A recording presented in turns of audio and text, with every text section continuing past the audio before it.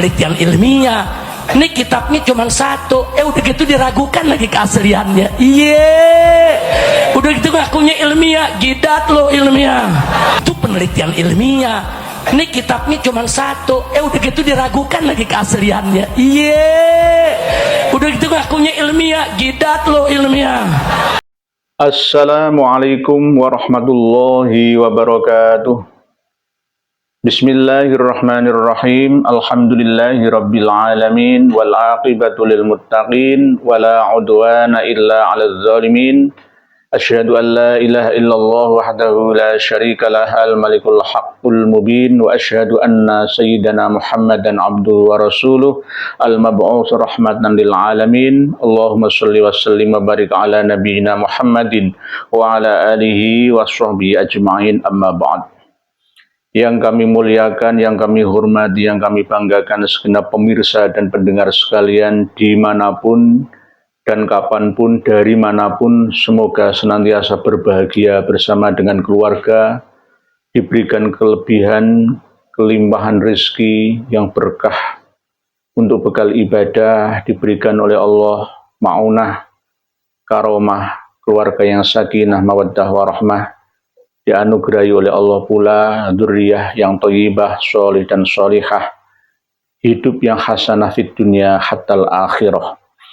Pada kesempatan yang penuh dengan kebahagiaan kali ini kita akan berbicara tentang kitab nasab yang kami miliki, yang kami jadikan sebagai data referensi dalam menyampaikan tema tentang permasalahan nasab akhir-akhir ini.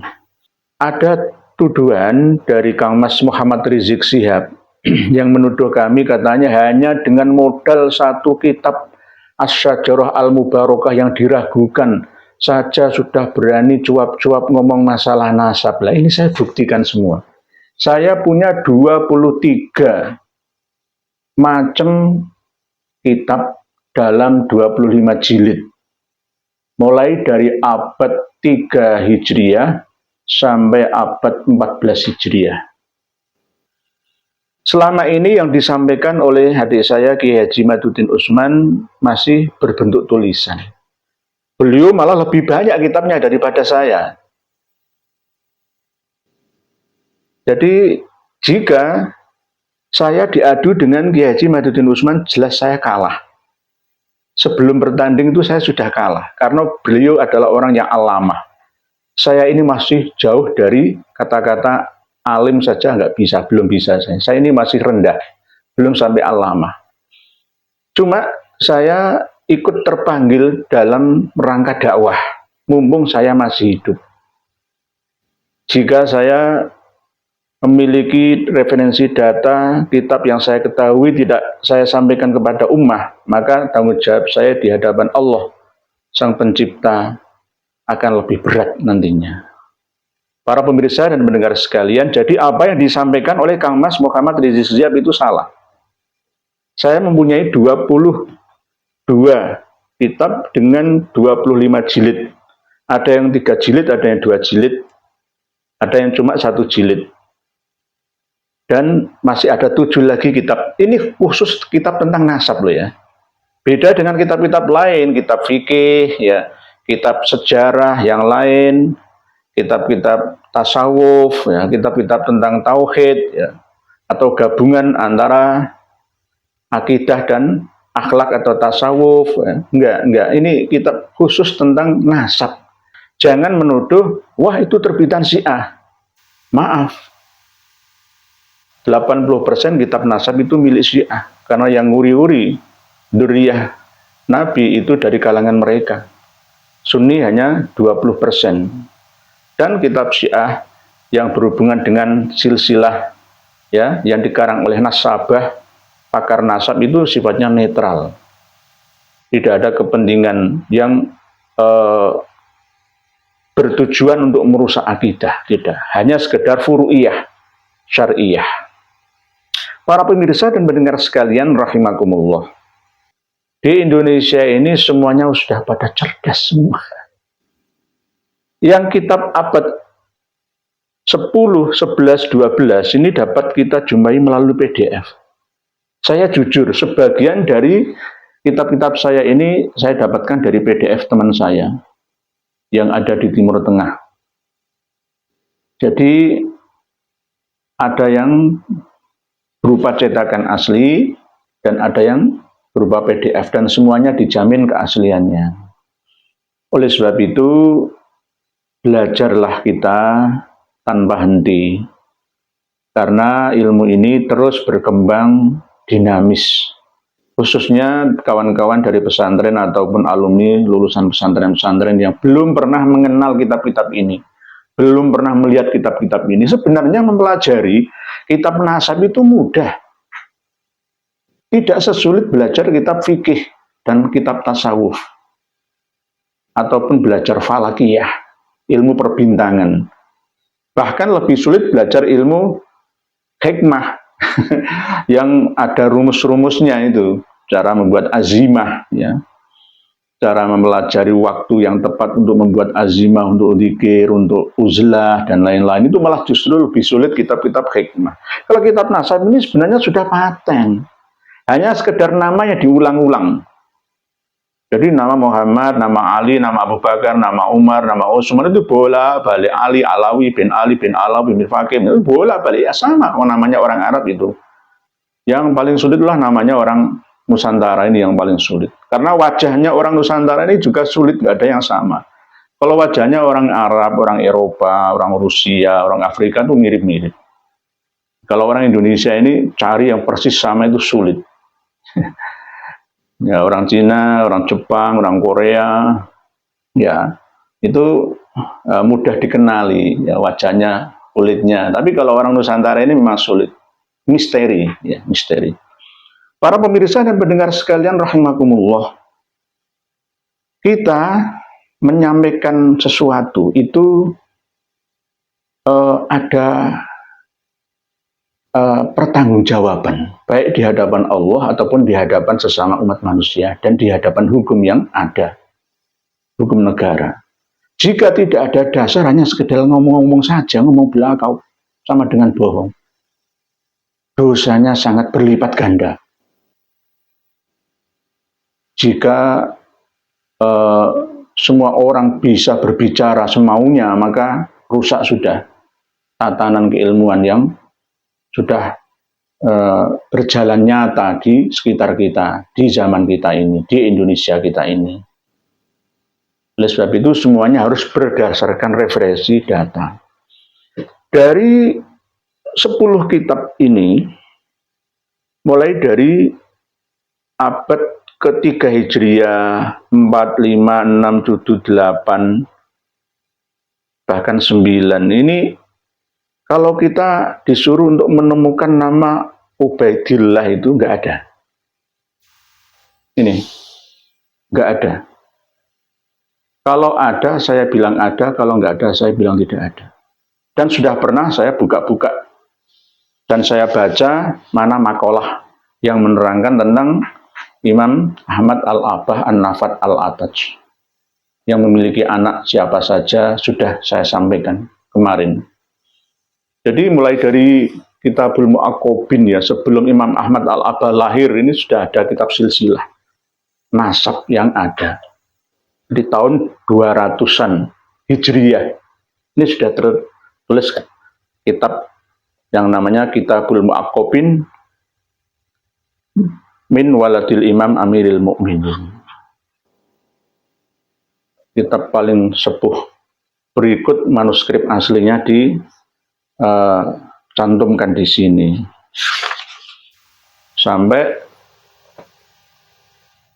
abad ke-9 awal belum pernah ditemukan namanya Ubaidillah atau Abdullah. Jadi kalau dipaksakan, ya nggak bisa, nggak ada ya.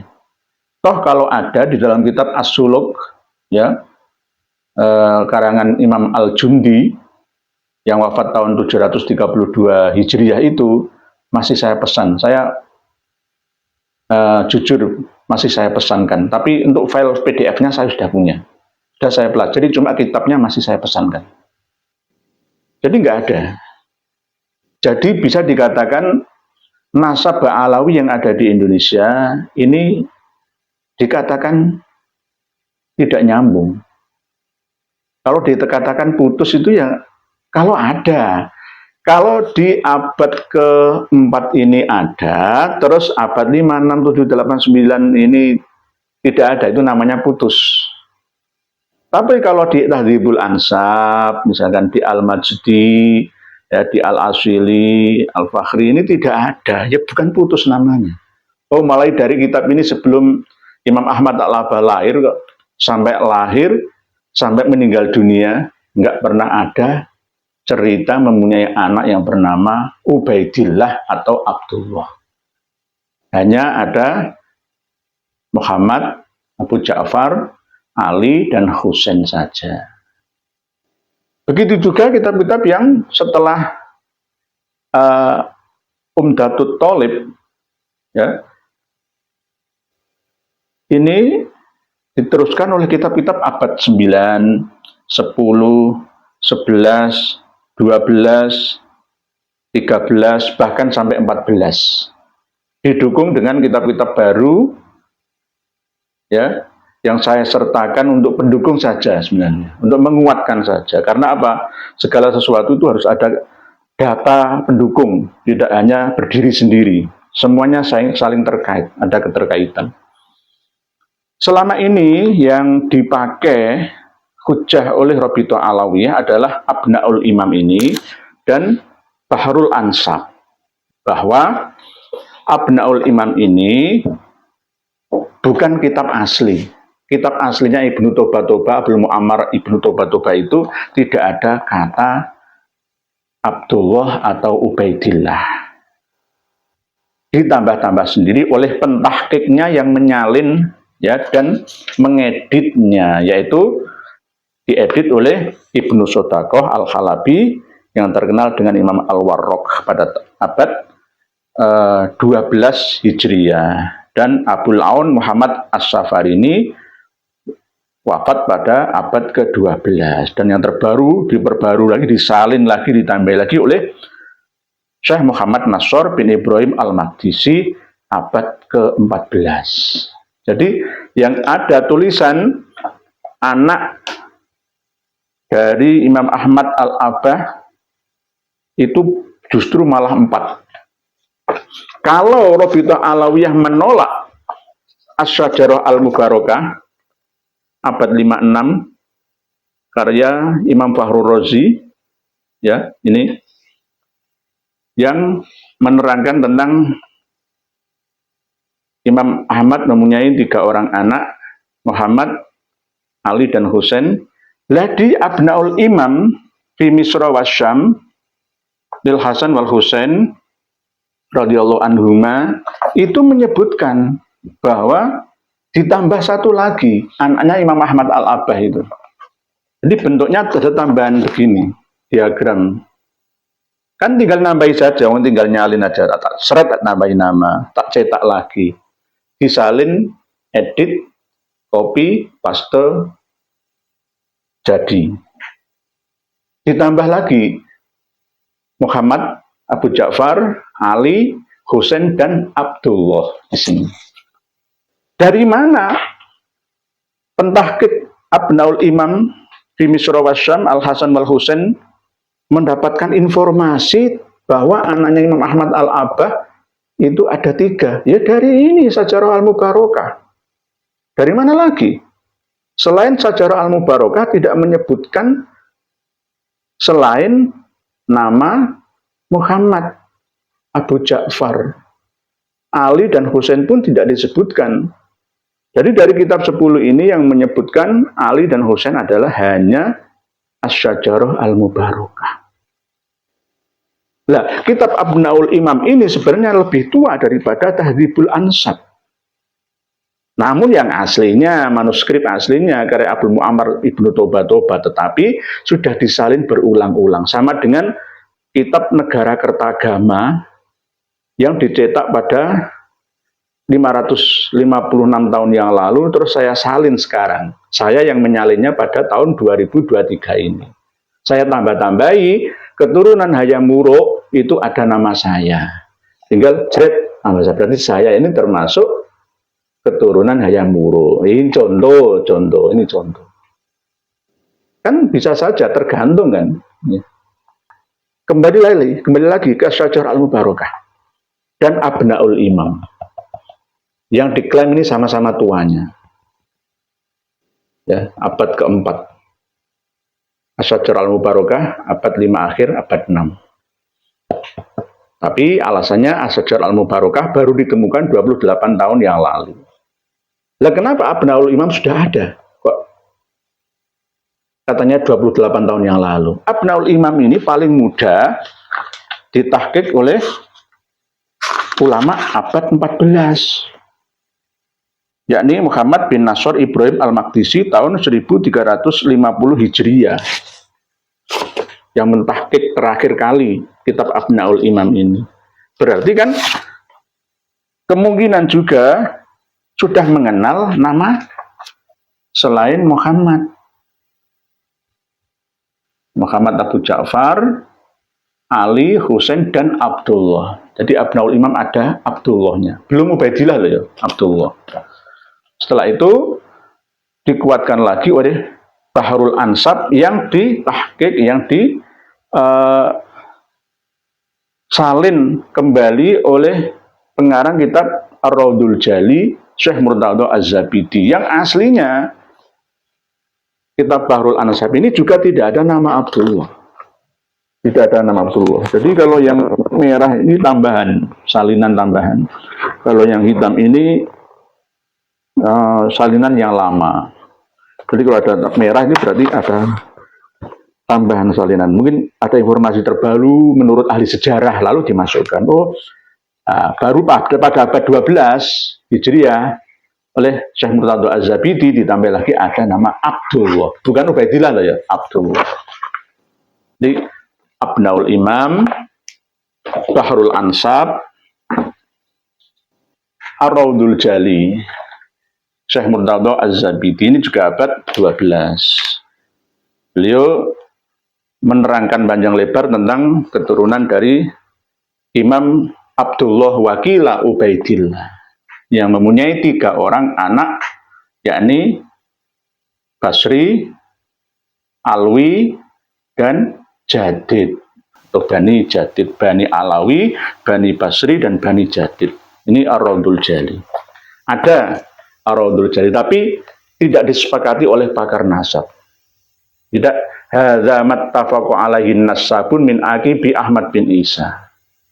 Yang disepakati adalah Muhammad Abu Ja'far yang berdomisili di Roy, Teheran, Iran. Berikutnya adalah Ansabul Asyair Al-Arabiyah. Ya, ini termasuk baru, ini termasuk sama seperti kitab Al-Istizadah, seperti majalah informasi yang berisi ya silsilah berikut sejarah dan fakta-fakta di mana pengarangnya ini hidup, ada peristiwa apa dicatat di situ, sama seperti surat kabar atau majalah. Ini juga sangat kontras dengan semua kitab yang ada. Bahkan dari manuskrip turun-temurun keluarga Al-Qabiji dari anaknya Imam Ahmad Al-Aba yang bernama Ali yang ada di Romlah, sebagian juga ada di Irak, itu mengatakan bahwa Imam Ahmad Al-Aba Al-Muhajir itu tidak hijrah ke Hadramaut. Hijrahnya dari Baghdad menuju ke Indus, di lembah sungai Indus, daerah India yang sekarang dipecah menjadi 3 negara, Pakistan, India, dan Bangladesh. Ini tahun 313 Hijriah, bukan tahun 317. Dan bahkan Imam Ahmad beserta dengan anak cucunya sampai Imam Ali Al-Uraidi itu semua adalah penganut Syiah Imamiyah. Nggak ada yang Ahlus Sunnah.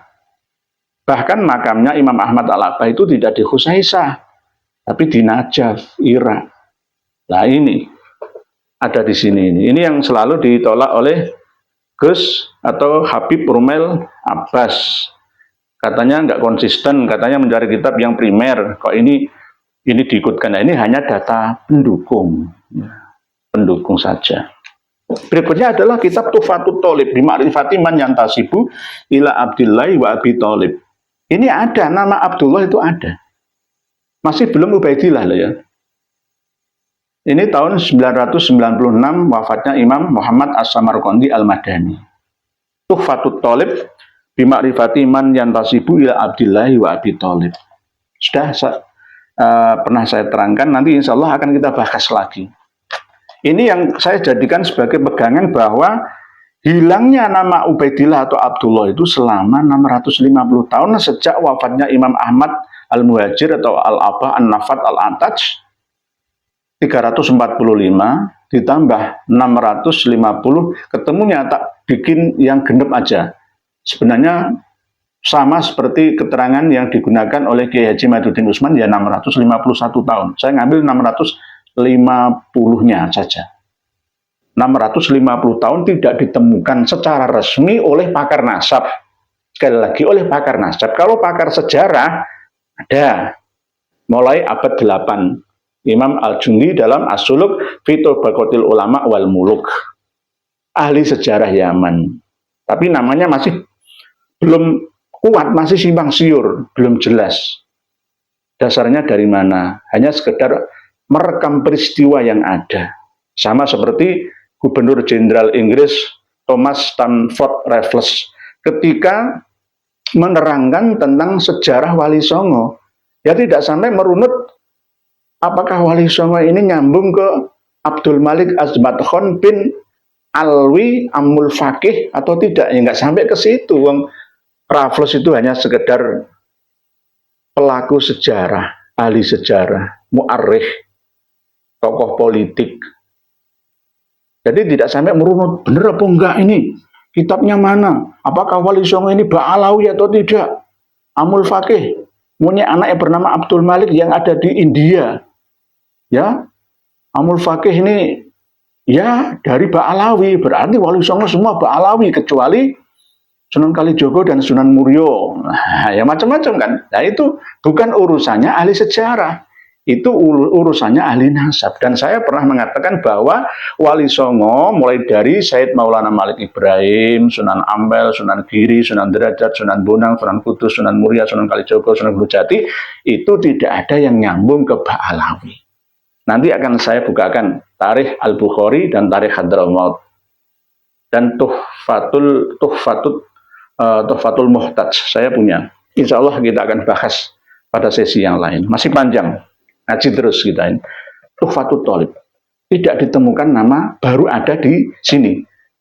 Wafat 996. Kalau dirunut dengan kitab Tabaqatun Nasabin, tulisannya di sini adalah Imam Muhammad As-Samarqandi Al-Madani ini hidup sampai 994 tahun. Nah wafatnya 996 tahun. Jadi saya ambil jalan tengah. 650 tahun tidak ditemukan misteri nama Abdullah dan nama Ubaidullah atau Ubaidillah. Ini Tuhfatut Thalib. Jadi ada kitabnya dan saya punya kitabnya. Katanya saya hanya punya kitab satu saja. Banyak. Ini. Terus lagi sebelum Tuhfatut Thalib karya Imam Muhammad As-Samarqandi ini ada kitab An-Nafkah Al-Ambariyah. Ini tahun 880. Jadi 880, kalau ini 996. Wafatnya pengarang kitab An-Nafkah Al-Ambariyah fi Ansabi Khairil Bariyah. Jadi beliau Al-Allamah Muhammad Kadzim bin Abil Futuh bin Sulaiman Al-Yamani Al-Musawi. Wafat tahun 880 Hijriyah. Ini sudah menyebutkan nama Abdullah. 880 Hijriah, 996 Hijriah. An-Nafkah Al-Ambariyah. Nah, sekarang yang kitab Al-Burqah Al-Musyikoh yang dipakai oleh Kiai Haji Madudin Usman untuk mengatakan, memutuskan bahwa Ubaidillah itu baru disebutkan oleh Syekh atau Habib Ali bin Abu Bakar As-Sakran dalam kitab Al-Burqah Al-Musyiqah ini.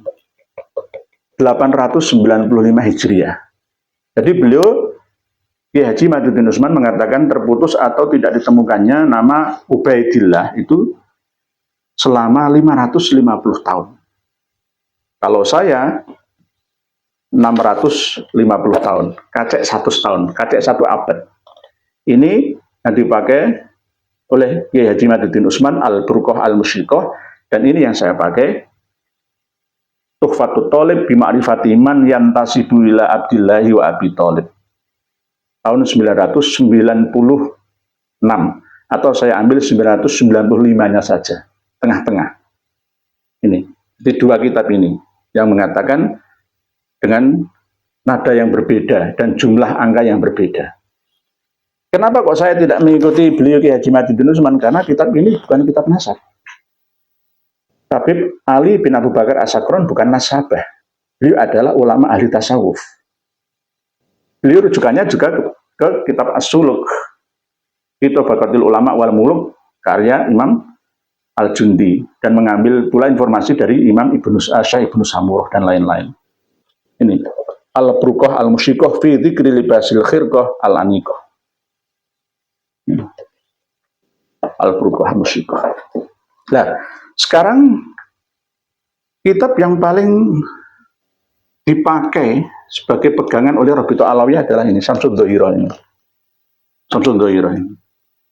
Sampai Rabithah Alawiyah mengakui, ya, mengangkangi semua sejarah yang ada di Indonesia berdasarkan kitab ini.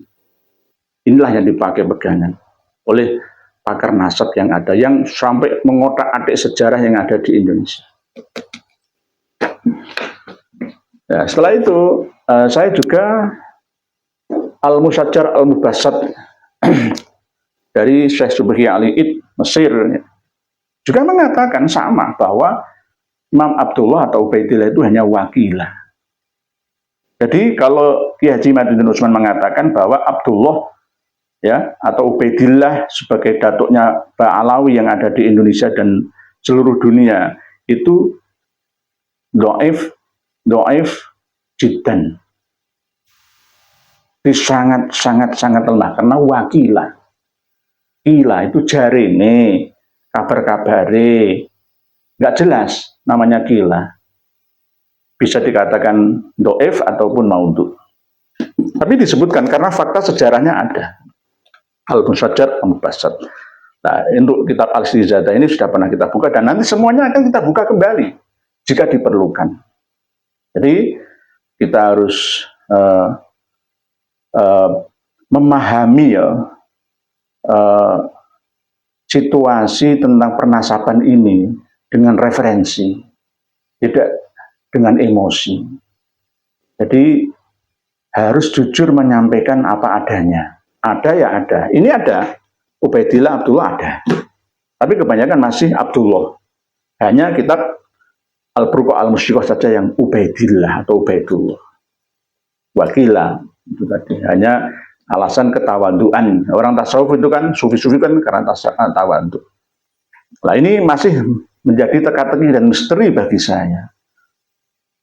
Mungkin demikian yang dapat saya sampaikan. Insya Allah kita akan buka terus kitab-kitab ini seiring perkembangan informasi jika dibutuhkan kembali. Wallahu a'lamu bissawab. Akhirul kalam. Wassalamualaikum warahmatullahi wabarakatuh.